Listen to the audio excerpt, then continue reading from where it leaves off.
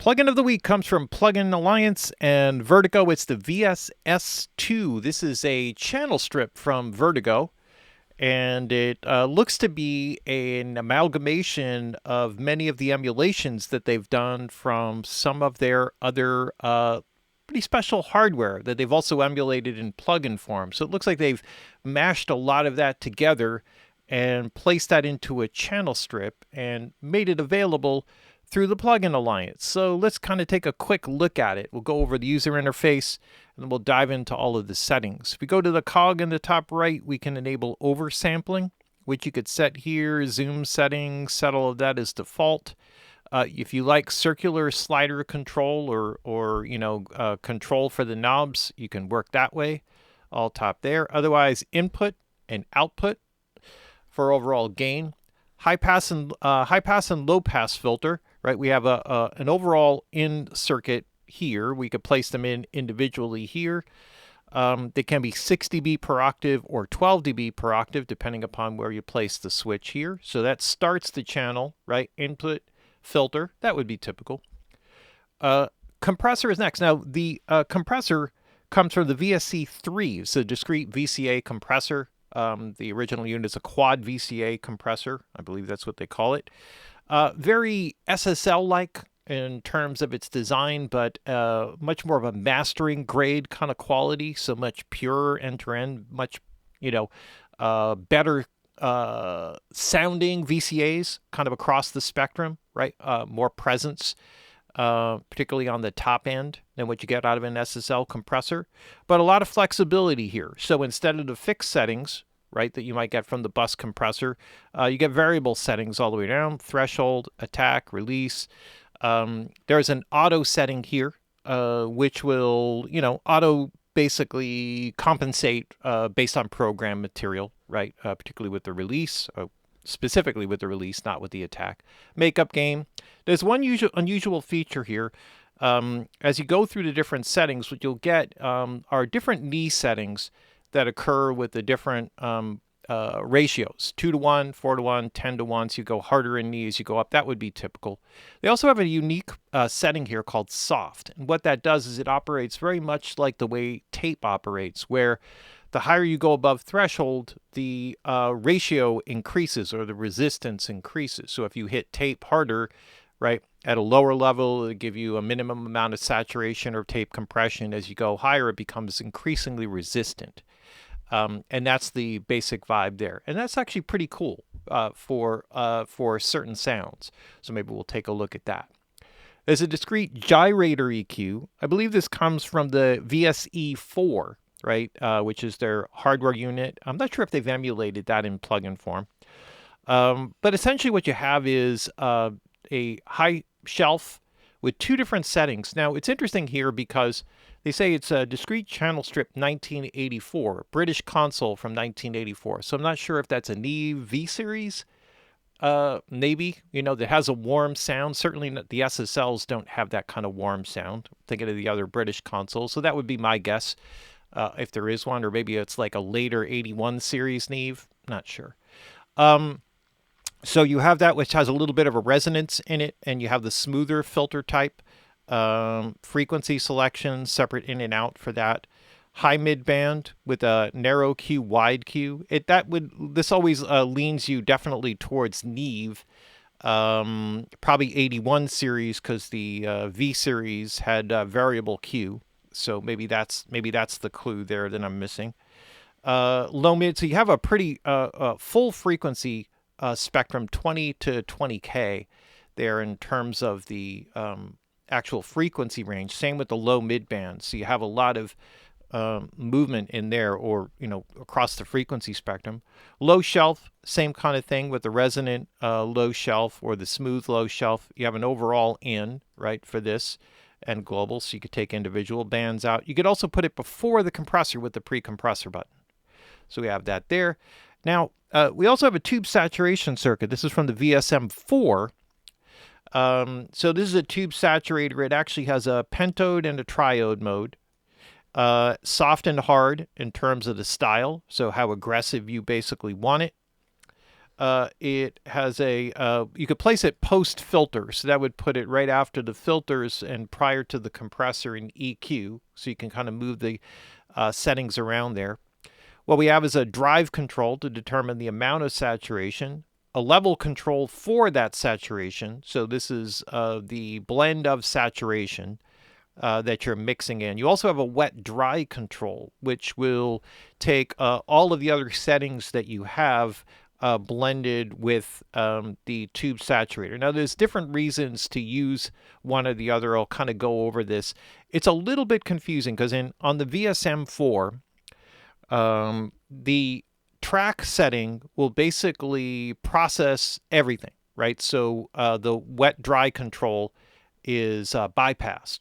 Whereas if you go full, then you could use the mix control. So I believe that that's the difference, but that's not exactly what's happening here. So I was trying to figure that out. I'm not exactly sure what that is. But otherwise, you could target the saturation into different frequency zones, sort of bandpass zones, low end, mid, high, full frequency, and the track setting, which is supposed to apply it to everything. So we'll take a little bit of a look with that. Got the wet-dry control, the output gain for everything. And then this by default comes in off, and then we can kind of place it in this way. So let's start. I'm going to bypass this. This is on the stem return of the drums, and we'll kind of play around a little bit with the saturation from that. But I just wanted to kind of play this. I whipped together a quick mix, as I do here, of this channel strip, kind of all the way through. So let's have a listen here, and bypass it in and out just to get a sense for what it sounds like. Running fast, burning dust, life ain't life, it's midnight out, time's a wasting, I'm racing back to be with you, running fast, burning dust, life ain't life. Right, so it has a very clean sound, kind of, leaning a bit towards mastering quality in terms of the processing. And all of these components sort of come a bit from that realm. All their hardware units tend to lean into the mastering realm for things. So, that makes sense on that end. And so this is, I think, where adding in the tube saturation kind of adds like a whole other thing to it. Now, what I put together here has no saturation whatsoever. So I didn't drive into anything with any form of saturation. It's a little bit awkward here. And bear with me a little bit as I move around some of the settings here, because the display is kind of so big that I have to kind of go back and forth to get solos and things like that. But let's try just saturating the bass here for a second, bringing this circuit in. Let's see what we can dig up from that.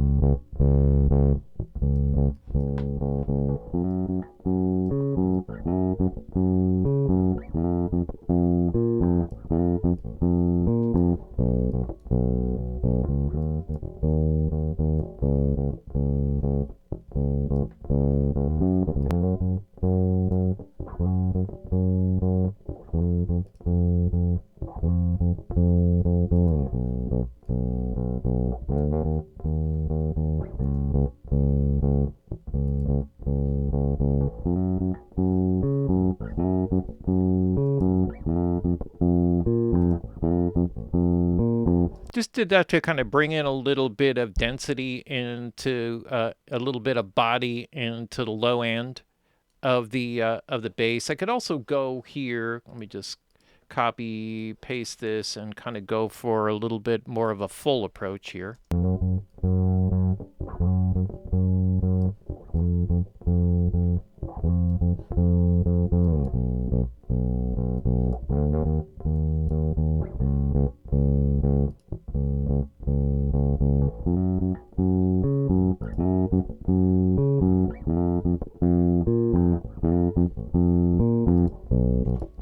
The one other thing that I missed here is there's a wet-dry control, but there's also a shape control. So what this does, and it's perfect for this, is that it's basically a low-pass filter that will cut high frequencies in the saturation, of the output of the saturation, so not the rest of the sound.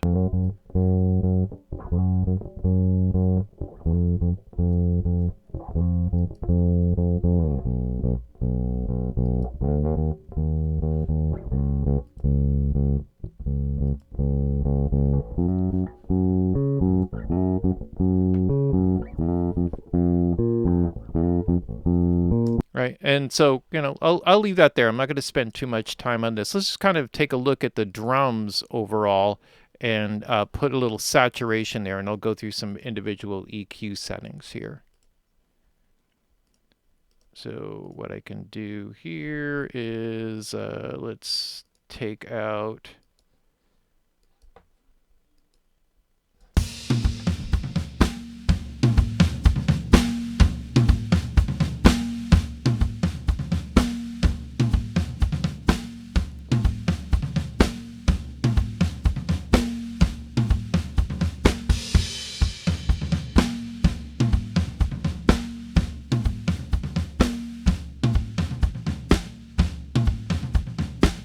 Right, so that's a good one. That's like a triode setting. Let's try a pentode setting, something a little more aggressive.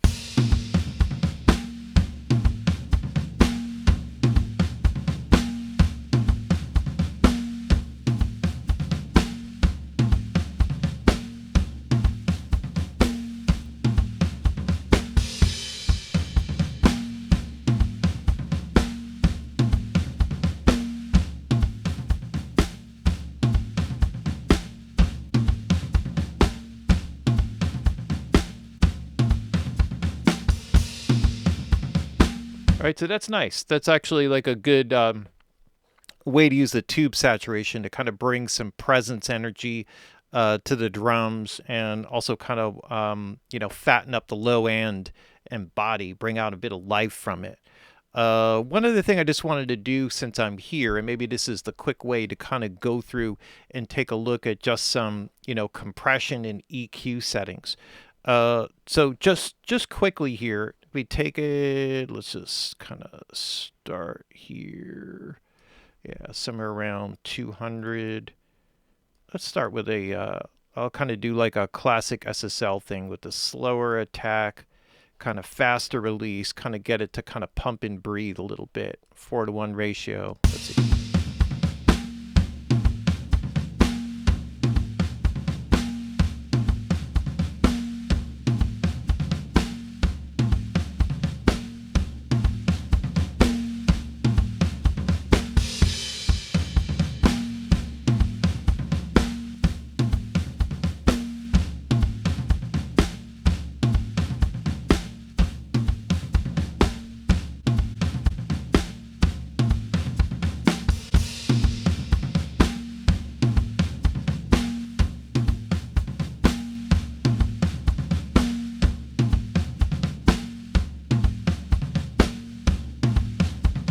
Right, so that's nice. Gives you like a real like pumping and breathing, quality, just to sort of draw some life out of the sound.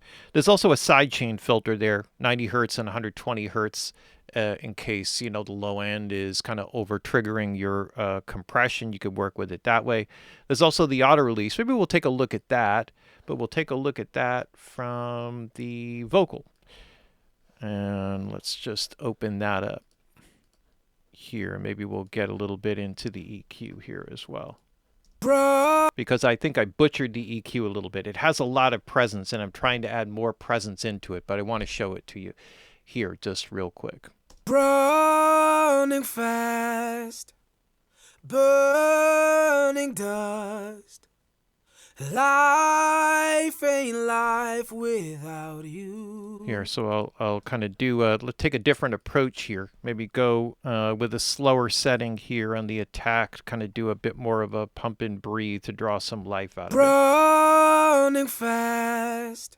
This is with the soft setting. Running fast, burning dust, Maybe I'll go with like a 2-to-1.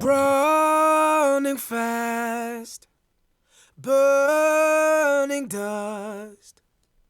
Life ain't life without you. This midnight hour, time's a wasting. Like a nice, very clean, transparent kind of sound with the compression. Just to kind of go through, I just want to go through some of the EQ settings here. Maybe add like a little bit of a saturation here. Let's add a little saturation in here real quick, and then we'll go to the EQ. Running fast, burning dust. Life ain't life without you. This midnight hour, time's a wasting. I'm racing back to be with you. Right, brings in a nice density, adds like a good imaging quality to it, where I think I'm like over baking here the top end. What I had here is like a shelf. The top frequency is always a shelf, and it can operate with a little bit of a resonance in it, like you hear here, Running fast, or a smoother setting. burning dust. Life ain't life without you. So you could hear that, how that resonance kind of adds like a nice, very musical kind of quality to it. It's sort of interesting because this is actually being more true phase-wise and everything else, but this actually has more character to it, which is a great inclusion that they put in here. Let's take a look. I did a little dip here on the low end, which I think I'm going to get rid of. The interesting thing about this resonance is it works in the opposite direction. So if you attenuate, it'll do a boost where you would normally get the attenuation. But let's see if I can bring a little bit more body into this, kind of going a little bit lower. Running fast, burning dust. Life ain't life without you. This midnight hour, time's a wasting. I'm racing back to be with you. Balance this out a little bit. To be with you. Running fast, burning dust. Life ain't life without you. Right. So it gets a bit of the, it's a really like clean and open sound, adds a lot of presence. You get some density from the tube saturation. EQ is very clean sounding, compressor very clean sounding. It has a very, I don't know, I'm trying to think of like the right word, like a very kind of transparent kind of feeling to it. Yet, with the drive control and the tube saturation allows you to add a lot of character. Like if I just wanted to add some body in here to the voice, I could actually do it right from here. Let me kind of just do this real quick. Running fast, burning dust. Life ain't life without you. This midnight hour, time's a wasting. I'm racing back to be with you. Right, so you can see just by targeting the saturation into a particular end to the low end here, I can also kind of shape this back a little, kind of get a little bit of the edge off of it. Running fast, burning dust. Life ain't life without you. Right. Just to be able to kind of target the saturation to kind of fill out an area where it might seem a little bit hollow. A really cool one. This is sort of a surprise. It actually just came up this morning. I loaded it up, started playing around with it.